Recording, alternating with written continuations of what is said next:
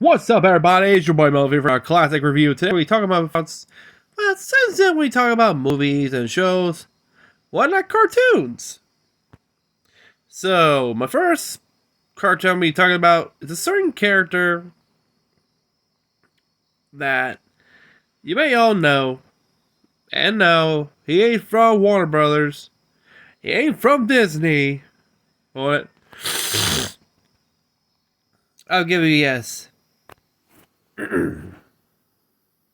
Guess who? If you don't recognize that voice, well, is everybody's redheaded bird? The one that drives everybody crazy? Woody Woodpecker. First made appearance in 1940. And he's actually the official mascot of Universal. So, damn. They did Oswald the Lucky Rabbit cold. It's a good thing Disney managed to bring him back to Disney. After a long time. After 100 years. With the giant globe planet. But yeah, before we begin, did you subscribe? Did you hit the bell? If so, are you going crazy? Are you seeing a woodpecker driving you nuts? Laughing, giggling, making holes on your wall. If so, well, get some salt, pour the salt on his tail feather, and wait and see. So yeah, Woody Woodpecker is a anthropomorphic woodpecker who was created by Walter Lantz in 1940 and storyboard artist Ben Bugs Hardaway, who had previously laid the groundwork for two other screwball characters, Bugs Bunny and Daffy Duck, for Warner Brothers in the late 1930s. Woody's character and design evolved over the years from an insane bird with an unusual garish design to a more refined looking and acting character in the 9 years later of the later Chuck Jones versions of Bugs Bunny. What you might notice the similarity. Sorry.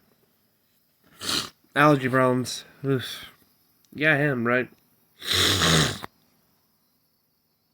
Originally, Woody Woodpecker's voice was voiced by the prolific voice actor Mel Blanc. If you don't remember that name, oh boy, this guy voiced every single character. From Looney Tunes, even from the Flintstones, you name it. Name a character, he may have voiced it. He's a man with 1,000 voices. And later he was succeeded in the shorts by Danny Webb, Ken Rogers, Dick Nelson, Ben Hardaway, and finally Grace Stafford, the wife of Walter Lantz. Woody Woodpecker cartoons were first broadcast on television in 1957 under the title The Woody Woodpecker Show, which featured the Lantz cartoons bookended by new footage of Woody, and also an introduction with Woody's creator, Walter Lantz. Similar to Walt Disney when he does his show of the Magical World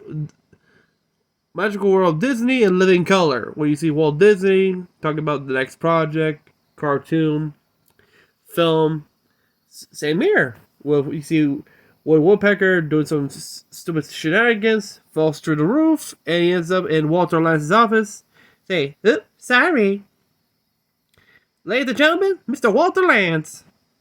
Thanks, Woody. Howdy, folks. Literally, you see him in his office, right there, introducing everybody with the show. Which, it's actually quite cool, actually. It's kind of like introduction between his creation and himself, so that's actually pretty cool. It's kind of like the homage to Walt Disney when he does his television show as well, back in the 50s. Lantz produced theatrical cartoons longer than most of his contemporaries, and Woody Woodpecker remained a staple of Universal's release schedule until 1972, when Lantz finally closed down his studio. The character has been revived since then for special productions and occasions, as well for The New Woody Woodpecker Show, a Saturday morning cartoon television series featuring the prolific voice actor Billy West as Woody that aired from 1999 to 2002. In 2017, there was a live-action CGI movie. Y'all remember? Was released theatrically in the Latin Americas, while released direct-to-video in other territories. That was followed by a new series of shorts released on YouTube beginning of 2018. Woody has a motion picture star. He has a star on the Hollywood Walk of Fame at 7000 Hollywood Boulevard. He also made a cameo appearance alongside many other famous cartoon characters in the 1988 film Who Framed Roger Rabbit, which he was, I think he was disguised, or no, he wasn't. Universal Studios theme park. He's also the official mascot of Universal Studios. Woody and his friends are also icons at Universal Studios theme parks worldwide, as well as Port Aventura Park in Salo, Spain, where they still remain despite Universal no longer having a financial stake in the park. Which, yeah, I think I remember this guy. To tell you the truth, I've heard the older cartoons from the 40s. I think the first time I saw Woody was the cartoon with Andy Panda, where he was talking about his dad about, "Hey, Daddy, can you really catch a bird by putting salt on his feather?" But don't bother me, Andy. Can't you see I'm busy? He's looking at the horse race and who's going to win. That's he when he hears this. "Daddy, it's that woodpecker again." And you see him with, I think it was a mallet, and he's waiting like, guess who? Miss. Bap, bap. I think the funniest part is when Andy tried to catch him with the salt, and Woody just turned around and you ain't trying that old gag on me, aren't you, son? Don't you know the last person who tried that? I tore him limb from limb. And he just blows his nose like a bagpipe. Breathes all the air after scaring the shit out of him. Oh my god. That's actually pretty funny. But yeah. The origin is actually quite interesting though. The inspiration for the character allegedly came during producer Walter Lance's, fun fact, from his honeymoon with his wife, Grace, in June Lake back in California in 1940. A dubious story given the fact that Woody's first appearance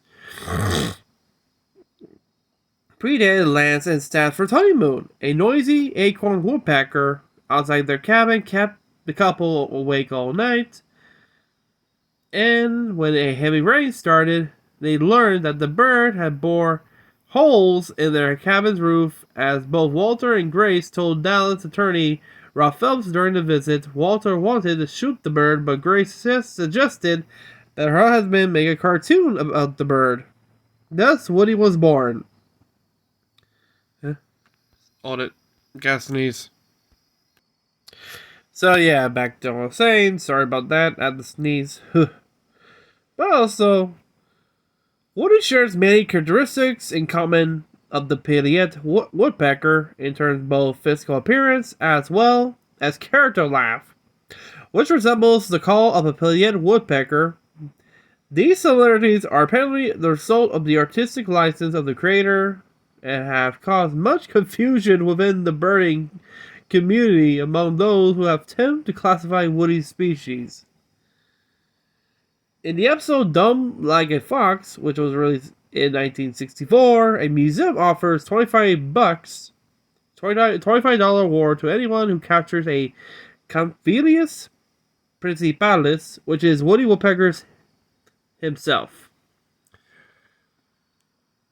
In the early years, Woody made his first appearance in the short Knock Knock in November of 25th of 1940, which is the one I mentioned was an Andy Panda cartoon, which stars Andy Panda and his father, Papa Panda. Which, of course, but it is Woody who dominates. The woodpecker constantly pesters the two pandas, apparently just for fun of it. Andy, meanwhile, tries to sprinkle salt on Woody's tail in the belief that it will somehow capture the bird.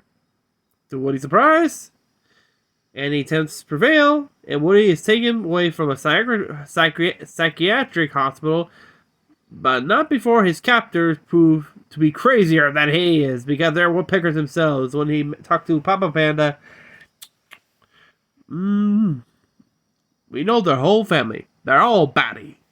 They look at us. We're different. We're and they go crazy. Bullshit! You ain't knowing you're crazy yourself. Which is actually pretty funny. The Woody of the Knock Knock was designed by animator Alex Lovey. Woody's original voice actor, Mel Blanc, stopped performing the character after the first 3 cartoons to exclusively for Leon Schringer production, later renamed Warner Bros. Cartoons, produced by Warner Bros. Looney Tunes and Merry Melodies. After signing a loyalty contract at Leon Schringer's, Blanc had already established the voice of 2 other famous screwball characters who precede Woody, Daffy Duck and Bugs Bunny, ironically. Blanc's characterization of Woody Woodpecker laugh had originally been applied to the prototype of Bugs Bunny in the shorts such as the aforementioned Elmer's Candid Camera, which I think I remember we introduced Elmer. Instead of being a hunter, he's a photographer. Looks even more chubbier, and the introduction of a meme, Big Chungus. Oh my god! If you wonder where that Big Chungus meme came from, this is the cartoon. The cartoon's called again Elmer's Candid Camera. To those who are curious about where the meme came from, this is where the meme came from. It was later transferred to Woody. I want to imagine if Bugs did that laugh. It would be pretty weird. Imagine that. If Bugs Bunny did that laugh that Woody does.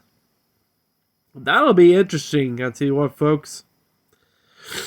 Blanc's regular speaking voice for Woody was much like the early Daffy cartoon, Daffy Duck, minus the lips. Once Warner Bros. Signed Blanc to the executive contract, Woody's voiceover work was taken over by Danny Webb, followed by Kent Rogers, Dick Nilsson, Ben Hardaway. Hardaway later became the voice of Woody after Roger was sent to the army during World War II, and will voice the Woodpecker for the rest of the decade. This makes Woody Woodpecker one of the very few cartoon characters originally voiced by Mel Blanc to be voiced by someone else during Blanc's lifetime. Despite this, Blanc continued to voice Woody on a Mutual Network radio show in recordings for Capitol Records from 1948 until 1955, while his laugh would continue to be used in shorts until 1951. Audience reacted well to Knock Knock, and Lance realized he had finally hit upon a star to replace the waning Oswald the Lucky Rabbit. If you don't know about that story, he was originally Walt Disney's first cartoon, but due to a contract, it became property of Universal, which of course Walt gave Walt to create another famous cartoon character, along with the help of his friend Mickey Mouse. And by now, Oswald has now become property of Disney again. After 100 years of separation, Oswald is now with the Mouse House once again. But back to the bird. Woody starred in a number of films with his brash demeanor. The character was a natural hit during World War II. His image appeared in U.S. aircraft nose art and on mess halls. An audience on the home front watched Woody cope with familiar problems such as food shortages, No shit. If you see his cartoons, he's always hungry as fuck. Literally, he's always hungry. He's lazy, always hungry.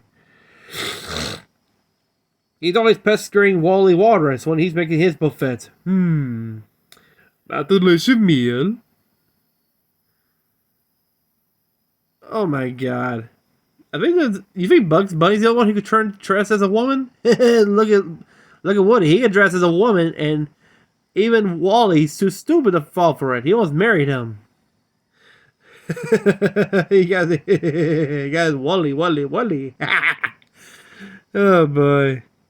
I can't remember the name of that cartoon, but I'll try to find it. Back I'll say, in 1943, the Woody cartoon, The Dizzy Acrobat, was nominated for the 1943 Academy Award for Best Short Subject Cartoons, which it lost to MGM Tom and Jerry cartoon, The Yankee Doodle Mouse. Which, I know that cartoon. That's when Tom and Jerry are fighting with fireworks, and I think Tom ended up with a blackface in that one. I think because Tom was looking for Jerry, he managed to put a firecracker inside a teapot. Jerry sneaks out of the spout. When Tom looks aside, boom! Blackface sunflower.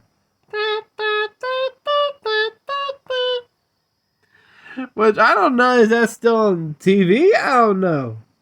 And that's an Academy Award winning cartoon calling the Cat Concerto. Woody Woodpecker's debut also marked a change in the directing style for Walter Lantz Studios, since the character was heavily inspired by Tex Avery created Looney Tunes character Daffy Duck at Warner Brothers. And thus, Woody cartoons tend to have a hint of Tex Avery style and influence in terms of humor, and that what gave Walter Lantz Studio its fame. Curiously enough, Avery himself never directed a Woody cartoon short while at the Walter Lantz Studio. Animator Emery Hawkins and layout artist Heineman streamlined Woody's appearance for 1941 film The Barber of Seville, which was directed by James Seamus Cohen, which is, if you know, The Bunny of Seville with Bugs Bunny and Elmer in a Broadway setting. You have Woody doing a shenanigan, which was another shenanigan in a barber shop, literally. A victory. What am I gonna do with a victory haircut? Which literally, you see, like adds up different haircuts. The Rinky Dink with a Stinky Kink. Celebrate with a victory haircut. Which, what he says, hey, what am I gonna do with a victory? Of course, he starts complaining about no one's doing service. It turns out no one's in the barbershop, which, of course, hey, I'll do it myself. Hey, I have my own teeth.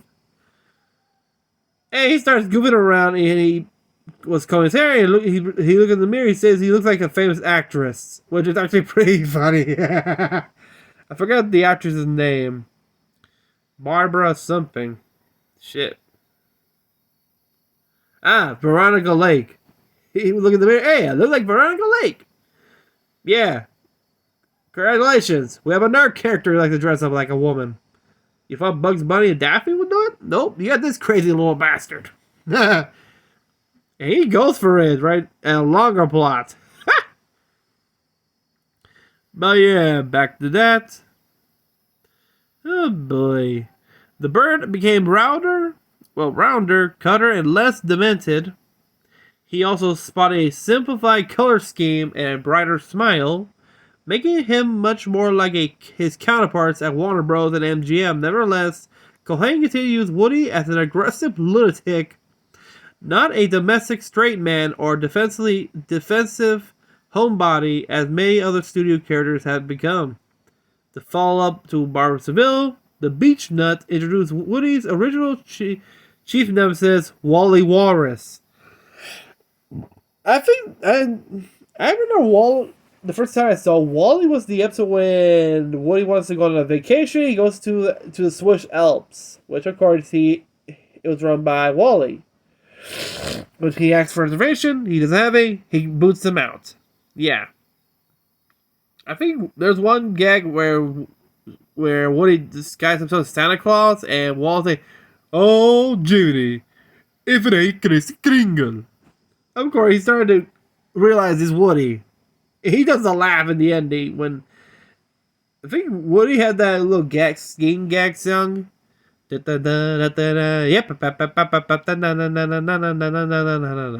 It's kind of catchy. Yeah. Woody's wild days were numbered, however, in 1946, Lance hired Disney veteran Dick Lundy to direct Woody cartoons. Lundy rejected Culhana's take on the series and made Woody more defensive. No longer did the bird go insane without a legitimate reason. Lundy also paid more attention to the animation, making Woody's new films more Disney-esque in their design, style, animation, and timing. Jesus, that explains it. Which, of course, Leslie's last film for Disney was the Donald Duck cartoon short, Flying Jappily. The cartoon was played much like a Woody Woodpecker short, down to the laugh in the end. It also features the bad guy named Ben Buzzard, who became a recurring villain in the later including the television show back from the 90s as well. He made his first appearance in the cartoon Wet Blanket Policy, who eventually succeeded Wally Walrus as Woody's primary antagonist, and this came out in 1948. This was the cartoon that introduces the Woody Woodpecker song, sung by Gloria Wood, which I remember is actually a catchy song. In 1947, Woody got his own theme song when musicians George Tribbles and Rami Idris wrote the Woody Woodpecker song, making ample use of the character's fans' laugh. Kate Kaiser's 1948 recording of the song with Harry Babbitt's laugh interrupting vocalist Gloria Wood became one of the biggest singles of 1948. Other artists did the covers, including Woody's original voice actor Mel Blanc. Lance first used the Woody Woodpecker song in the cartoon Wet Blanket Policy, which was first premiered in 1948, and it became the first and only song from the animated short subject to be nominated for the Academy Award for Best Original Song in 1948, but it lost out to Buttons and Bows, which I think that's another cartoon. Let me see. Oh yeah, no, it's a song written by Jay Linsting and lyrics by Ray Evans. Okay, wait. Let's see that name. Oh! Which was appearance by Bob Hope and Jane Russell. Okay. That explains it. Lance soon adopted the song as Woody's theme song, and due to the song's popularity, Woody Woodpecker fan clubs sprang up. Theaters held Woody matinees, and boys got the Woody Woodpecker haircut. A.k.a. the Greaser Star haircut in the 50s. That explains where that came from. I hope. But, of course, nothing lasts long. Financial problems at United Artists during the aftermath of the Paramount case, which forced movie distributors to end the practice of block booking or selling shorts and features to theaters and packages, affected Lance. The revenues Lance received from United Artists distribution of his cartoons were much lower than his returns had been from Universal. And once the Lance studio hit its loan debt of $250,000 at the Bank of America, Lance was forced to shut down the studio. He began a series of staggered layoffs in December 1948 until work had the final 1940s Lance short, the Woody cartoon Drooler's Delight, was finished at the Elroy shuttered studio in early 1949. While the Lance production remained closed for a full calendar year. During the time, Walter Lance and his wife, actress Grace Stafford, toured Europe in order to spend money impounded there after World War II, and also to entertain the European Universal Exchange still distributed the Universal era Lance cartoons. By keeping the studio closed while Universal and United Artists Woody Woodpecker cartoons were still distributed, Lance was able to amass enough income to pay off the studio's debt and upgrade the studio. After which time, the studio finally reopened and reduced staff. The revived Lance Studios' first new project was the animated segment of the feature film Destination Moon in 1950, produced by Walter Lance's friend and the man and creator of the Puppet Tunes, George Powell. In the segment, astronauts are shown an animated educational film featuring Woody Woodpecker explaining rocket propulsion. Beginning with Destination Moon, Woody's voice was assumed by Grace Stafford. According to the Lancet, Stafford slipped a recording of herself into a stack of audition tapes, and her husband chose her without knowing her identity. Lance also began having Stafford supply Woody's laugh due to the court settlement with Mel Blanc. Stafford was not credited at her own request until Misguided Missile in 1958, as she felt audience might reject a woman performing Woody's voice. Stafford also did her best to tone down the character through her voice work to appease Universal's complaints about Woody's rowkiness. Lance signed again with Universal, now Universal International, in 1950, and began production of two entries that directed Dick Lundry and storyman Ben Hardaway and Hank Allen had begun before the 1948 layoff. These shorts have no director's credits, as Lance claimed to have directed them himself. Puny Express from 1951 was the first to be released, followed by Sleep Happy. These shorts marked a departure from a past dialogue of driven shorts. Drew Stafford knew now the voice of Woody. Her job was limited, as Woody and other characters rarely spoke in the first dozen or so shorts. It was because these entries that Woody became popular outside the English-speaking world, thanks to the lack of language barrier. The Pink Panther shorts of the 1960s and 70s also enjoyed worldwide popularity due to the pantomime luxury.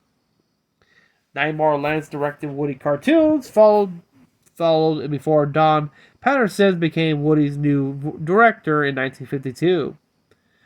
The bird was redesigned again, this time by animator Laverne Harding.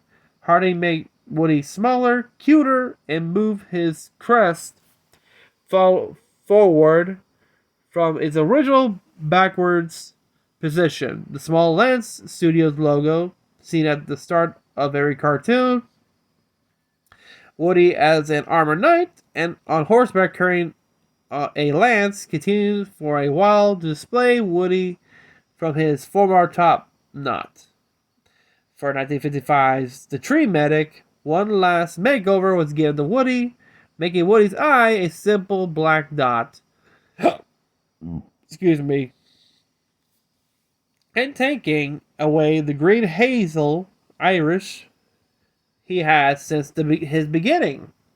However, Woody's eyes were not changed in the cartoon's intros, and they remained green for the rest of the short's production run.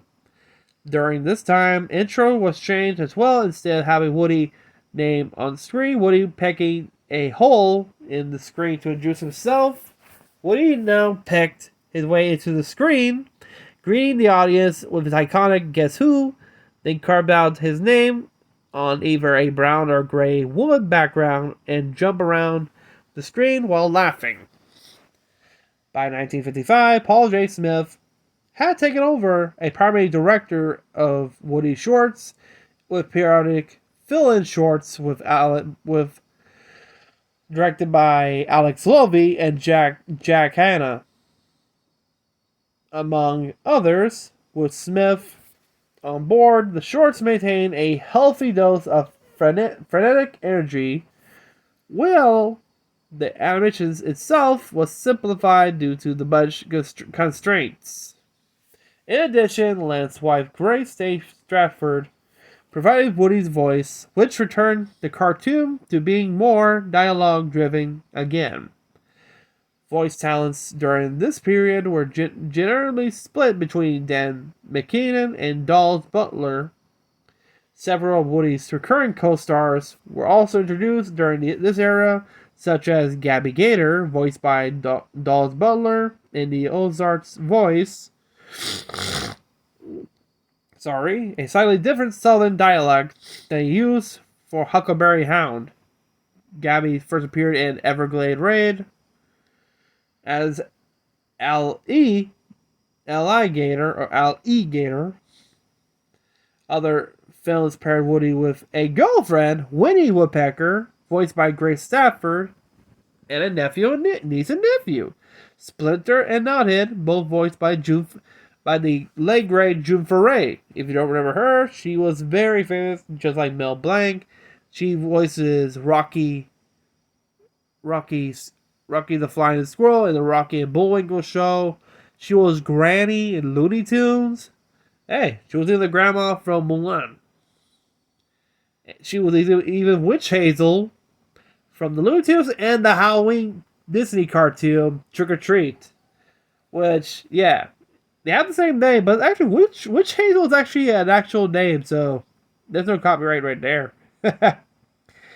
But yeah, other antagonists that Woody has dealt with were Mrs. Meany, voiced by Grace Stafford, and Dapper Dever Dooley, voiced by Dallas McKinnon. And now we're entering the television era, which is, as Lance was struggling financially, Woody's longevity was secured when he made the jump for television, and the Woody Woodpecker Show aired on ABC. The half-hour program consisted of 3 theatrical Woody shorts, followed by a brief look at cartoon creation hosted by Walter Lantz. It ran from 1957 to 1958. They entered syndication until 1966. NBC revived the show in 1970 to 1976. In addition, Woody Woodpecker was no longer dishing out abuse to his foils, but was instead on the receiving end. The first significant short to feature Woody as a serious, put-upon character was 1961's Frankenstein. Woody's popularity had been on his manic craziness, but by 1961, this had been eliminated in favor of a more serious Woody, a straight man trying to do good. This was due to part of Woody's large presence on television, which meant Lance had to meet the stringent rules against violence for children's television. And this was a thing back then, because this was not the only one, because if you remember the Fleischer cartoons with Popeye, this even with Popeye, because Popeye is always known for beating up Bluto, because, hey, he's a spinach to defeat his bad guys, and you see the Popeye cartoons from that time period. I'm not talking about the color ones. I'm talking about the one that looks like badly animated. It's Popeye even punching Bluto. Both of the eras where no violence, and there will be no memes. Damn. It does suck, ain't it? So production continued until 1972. The cartoons were a definite lower than the 1940s and the 50s. Woody appeared a new theatrical short until 1972, when Lance closed his studio due to rising production costs. His cartoons returned to syndication in the late 1970s. Lance sold his library of Woody shorts to MCA Universal in 1985. Universal repackaged the cartoons for another syndication of the Woody Woodpecker Show in 1987. A year later, Woody made a cameo appearance in the film Who Framed Roger Rabbit, voiced by Cherry Davis, near the end of the film. Woody Woodpecker reappeared in Fox Kids series The New Woody Woodpecker Show, which ran on Saturday morning from 1999 to 2002, voiced by Billy West. For this series, Woody was redesigned more like his mid-1940s look, around 1944 to 1949, pushing back his crest, making his eyes green. Again, Woody Woodpecker, who had debuted in The Real Gone Woody in 1954, became a semi-regular character as Woody's primary love interest. Like Woody, Woody was redesigned to look almost exactly like Woody did in 1950 until 1972. This obvious differences being that she was a female woodpecker and had blue eyes. Woody's primary antagonist was Wally Walrus, who became Woody's neighbor. Woody lived in a treehouse in Mrs. Meany's front yard, and Wally lives next door. Buzz Buzzard often appeared, as did Mrs. Meany and several other older characters, such as Andy Panda and Chili Willy, the penguin. In 2018, Universal Animation Studio announced a new series of Woody Woodpecker cartoons exclusively on YouTube. The result, titled simply Woody Woodpecker, began streaming back in December 3rd of 2018. Woody Woodpecker's show was named the 88th Best Animated Series by IGN. The Legacy, which of course, Walter Lantz, and movie pioneer George Powell were good friends. Woody Woodpecker cameos in nearly every film that Powell produced or directed. For example, in the 1966 sequence in The Time Machine, a little girl drops her Woody Woodpecker doll as she goes into an air raid shelter. In Doc Savage, The Man of Bronze, which was released in 1975, Grace Stafford cameos carrying a Woody Woodpecker doll. In the Baltimore song Woody Boogie, the song used the laughter of Woody Woodpecker throughout the song. Obvious references to the Woody Woodpecker song can be found in the work of at least two noted jazz innovators, especially Charlie Parker, a number of whose solos, quote, in the passing, Wayne Shorter, whose 1961 composition, Look at the Birdie, as heard as Art Blakey, and the Jazz Messengers Roots and Herbs, recorded in 1961 and released in 1970, have been singled out by both composers and trumpeter Dave Weiss and Shorter biographer Michelle Mercer as an indigenous variation of the theme. In addition, a full-fledged cover of the song itself was recorded in 1986 by jazz trumpeter Woody Shaw for his 1987 release, Solid. Woody was number 46 on TV Guide's list of 50 greatest cartoon characters of all time in 2002 and 2003. He came at number 25 on Animal Planet's list of 50 greatest movie animals of 2004. The character has been referenced and spoofed on many television programs among The Simpsons, American Dad, South Park, The Fairly OddParents, Family Guy, Seinfeld, Robot Chicken, Three Companies, and Flash Tunes. Like Bugs Bunny for Warner Brothers, Sonic the Hedgehog for Sega, Mario for Nintendo, and Mickey Mouse for Disney, Woody Woodpecker serves as the official mascot of Universal Studios. In 1998 and 99, Woody appeared on the nose of the Williams Formula One team. And in 2000, he became the official team mascot of the Honda motorcycle racing team. A Woody Woodpecker balloon has been stapled at the Macy's Thanksgiving Day Parade from 1982 until 1996. In Brazil, the character is hugely popular and iconic cartoon character. As for that, he managed to earn a spot in the Hollywood Walk of Fame, which I don't know how many cartoon characters have their own Walk of Fame, but I don't know. Of course, there were others. And damn, and these are the country because here's a list of voice actors who done Woody. Mel Blanc, and this is for the United States. Those who did Woody's voice in the U.S.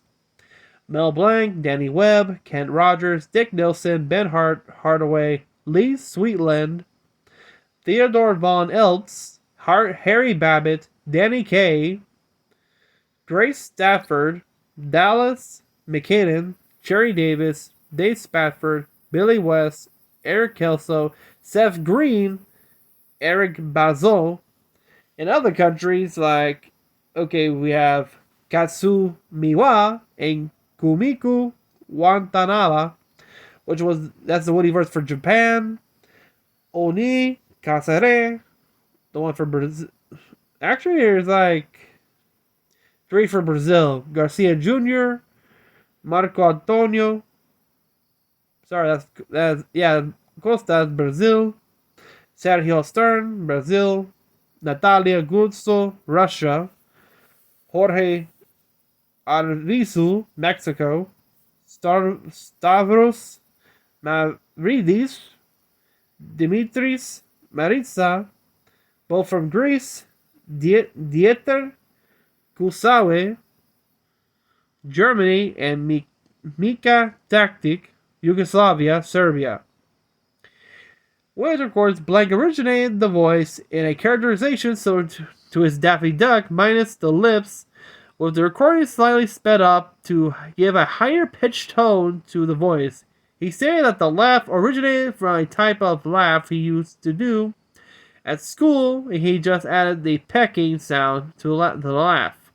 That practice continued with other voice actors. As you know, it's banned from because it's only filmed back in 2016, which, of course, it looks like they didn't like it. And also comic books as well. Even video games, which I think came from the PlayStation, Windows, and Game Boy Color. Also, Game Boy Color, mobile app. But yeah, folks. Let me know what you think of the Woody Woodpecker cartoons, including his legacy. Did you watch one of the cartoons, and which era? Was it the early eras from the 1940s, between the 1940s and the 50s, the first Woody Woodpecker show, or the one back in the 90s until 2000? Let me know in the comments down below, and what you think of Woody Woodpecker as a specific cartoon character, because hey, I guess he makes me laugh. Like, come on, this guy is completely insane, and he knows how to throw a good punch. He's like Bugs Bunny if he lost his sanity. But yeah, let me know in the comments down below what's your favorite Woody Woodpecker cartoon or favorite character. But until then, see you next time, people. Peace out.